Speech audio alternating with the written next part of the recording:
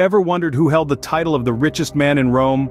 Well, let's journey back to ancient times to a city teeming with power and wealth, where one man rose above them all. His name was Marcus Licinius Crassus, a figure of immense wealth and influence, often referred to as the richest man in Rome. Crassus wasn't just born into affluence, he was a man of action, a strategist who knew how to play the game of power and wealth. His public career kicked off in the military, serving under the command of Lucius Cornelius Sulla during a tumultuous civil war. Crassus proved his mettle on the battlefield, demonstrating strategic prowess and an unyielding spirit. However, it wasn't just his military exploits that set him apart. Crassus had an uncanny knack for business, particularly in real estate.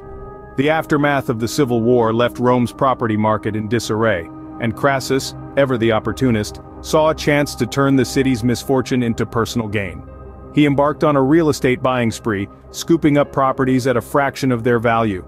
His strategy was simple yet effective: buy low, sell high.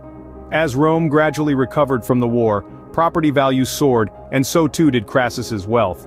He didn't just accumulate wealth for its own sake. Crassus knew that in Rome, money was a means to power. He used his vast fortune to fund his political ambitions, to win friends and influence people. He understood that wealth could open doors, sway opinions, and change the course of history.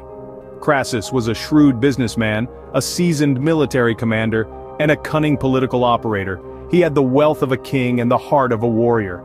But it was his ambition that truly set him apart. He wasn't content with just being the richest man in Rome, he wanted more. He wanted power, influence, and respect.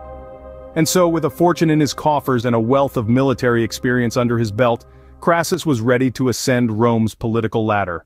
Crassus was not just a man of wealth, but also a man of power. His rise to prominence was as much a tale of shrewd political maneuvering as it was a testament to his skill on the battlefield. His journey to power began under the tutelage of Lucius Cornelius Sulla during the Civil War. Sulla's dictatorship provided Crassus with the opportunity to amass his immense fortune, a fortune built primarily on real estate speculation. But it was his military prowess that truly catapulted him into the political spotlight. The defining moment of Crassus's rise to power came with the slave revolt led by the infamous gladiator Spartacus. The revolt was a significant threat to the Roman Republic, and it was Crassus who was given the task of quelling the uprising. His successful campaign against Spartacus and his followers showcased his strategic acumen, elevating his status within the Roman political system. This victory not only established Crassus as a military force to be reckoned with, but it also put him on a collision course with his rival, Pompey the Great.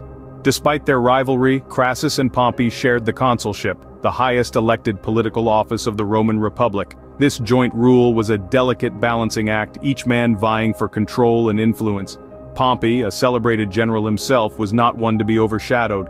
The tension between the two was palpable, a rivalry forged in the fires of ambition, ego, and the constant struggle for power. But for Crassus, this was all part of the game. His wealth, coupled with his military victories, made him an influential figure in the political landscape of Rome. He had successfully maneuvered his way up the ranks, transforming from a wealthy businessman into a powerful statesman. His victory over Spartacus not only cemented his political standing but also deepened the rivalry with Pompey. Crassus had risen, but the true test of his power was yet to come. His next move would not only shape his own fate but also the future of the Roman Republic. In the pursuit of power, alliances are often more valuable than gold.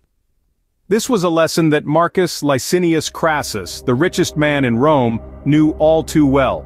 In his quest for political dominance, Crassus found allies in two other formidable figures of the Roman Republic: Julius Caesar, a rising star in Roman politics, and Pompey the Great, a celebrated military general. This alliance, known as the First Triumvirate, was not born out of friendship, but rather a mutual desire for power. Together, these three men held the reins of the Roman political system, with each one bringing something different to the table. Crassus, with his immense wealth, was the financial backbone of the alliance. Caesar, with his charisma and political acumen, was the face of the triumvirate, and Pompey, with his military prowess, was the muscle. Despite their shared goal, the triumvirate was not without its tensions. At its heart was a lifelong alliance between Crassus and Caesar. Crassus, having funded much of Caesar's early political career, had a strong influence over the young Julius. Their bond was a strong one, a relationship built on mutual respect and shared ambition. However, the relationship between Crassus and Pompey was another story. The two men had a history of rivalry and animosity, with Pompey often feeling overshadowed by Crassus's wealth and Caesar's rising popularity. This tension, fueled by their individual ambitions and egos, threatened to destabilize the triumvirate. Yet, despite these tensions, the triumvirate was a force to be reckoned with. Together, they dominated the political landscape of Rome, influencing legislation and manipulating the political system to their advantage. Their alliance reshaped the Roman Republic, setting the stage for its transformation into the Roman Empire. But as with all alliances born out of ambition, the seeds of jealousy and rivalry were sown deep. The alliance was a powerful force, but the egos and ambitions of these three men threatened to tear it apart. And as we'll see, this threat would eventually lead to the downfall of one of the most powerful alliances in Roman history. In 56 BC, a meeting took place that would restabilize the political landscape of Rome. This gathering, known as the Lucca Conference, was a pivotal moment in the history of the Roman Republic. It was here that the First Triumvirate, an unofficial political alliance consisting of Caesar, Pompey, and Crassus, was restored. The Lucca Conference was convened in response to the escalating tensions within the triumvirate. The three powerful men, each with his own ambitions, egos, and jealousies, were at odds. The alliance was crumbling and something had to be done to mend the fractures. Enter the Lucca Conference. The conference was held in the city of Lucca, a neutral ground and attended by over 200 senators. The agenda was clear: to restore the balance of power and re-establish the alliance. The outcome was equally clear. The triumvirate would continue, but not without significant concessions. Crassus and Pompey, despite their mutual dislike, agreed to serve jointly as consuls once again. This was no small feat. It required a significant amount of political maneuvering and compromise. But it was a necessary step to maintain the balance of power within the triumvirate and, by extension, Rome itself. The Lucca Conference was successful in achieving its immediate goal. The First Triumvirate was restored, and Rome's political landscape was stabilized, if only temporarily. But beneath the surface, the cracks were still there.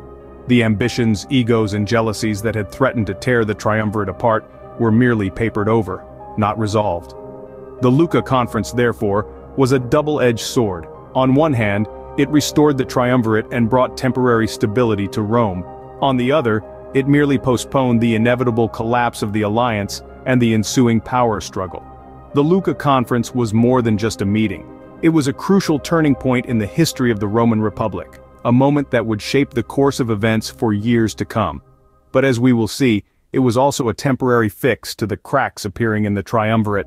With the triumvirate's dominion over Rome, Crassus set his sights on Syria. As one of the three men who held the reins of the Roman political system, Marcus Licinius Crassus was not one to rest on his laurels.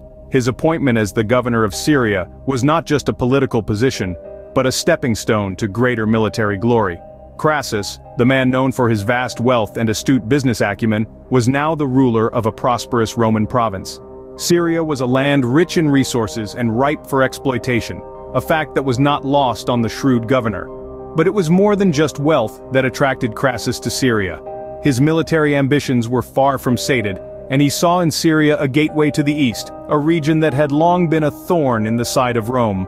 Crassus's ambitions went beyond just governing Syria efficiently and profitably.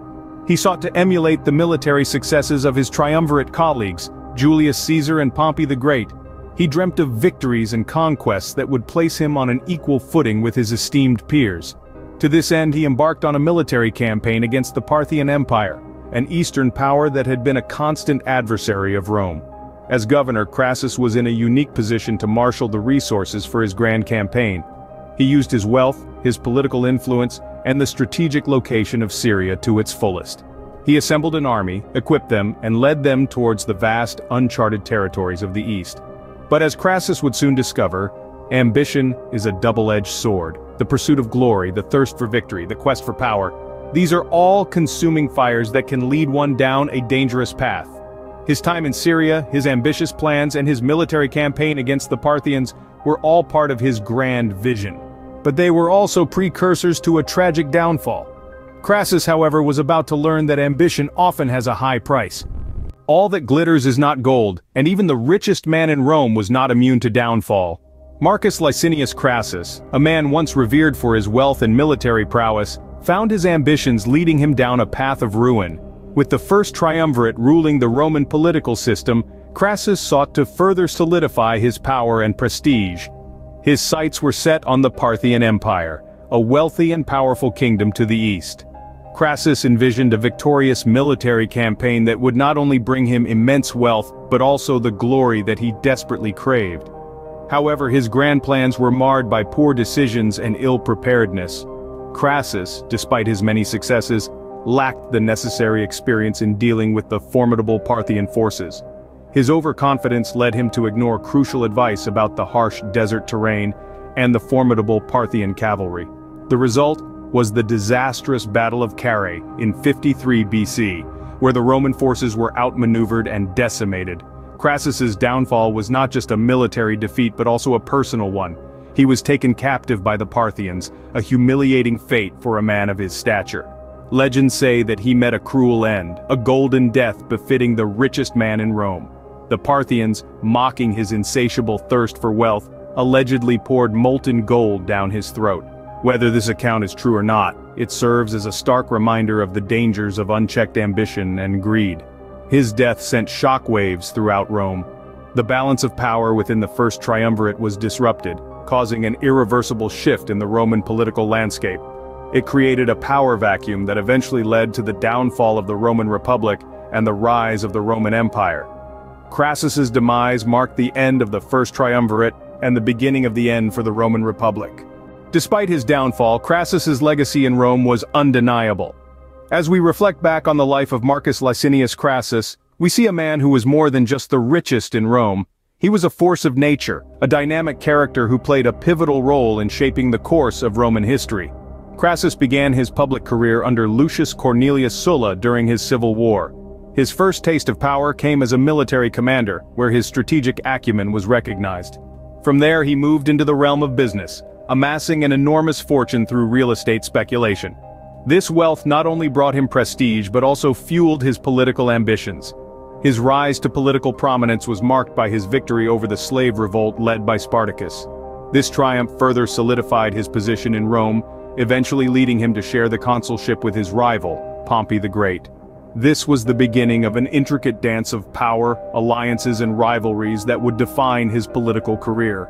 Crassus served as a political and financial patron to Julius Caesar, joining him and Pompey in the unofficial political alliance known as the First Triumvirate. Together, they dominated the Roman political system.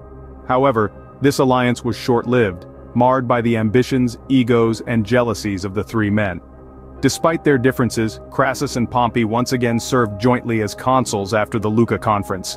His tenure as the governor of Syria further demonstrated his leadership skills, but it was also during this time that he met his downfall. Yet, even in his demise, Crassus left a lasting impact on Rome, playing a key role in its transformation into an empire. Marcus Licinius Crassus was a man of wealth, power, and influence. His life was marked by noteworthy achievements and unfortunate downfalls. But through it all, his influence on Rome was undeniable. Marcus Licinius Crassus, the richest man in Rome, left an indelible mark on the pages of history. His legacy continues to resonate, reminding us of a time when Rome was on the cusp of an era-defining transformation. If you enjoyed the video, hit that like and subscribe button. Thanks for watching.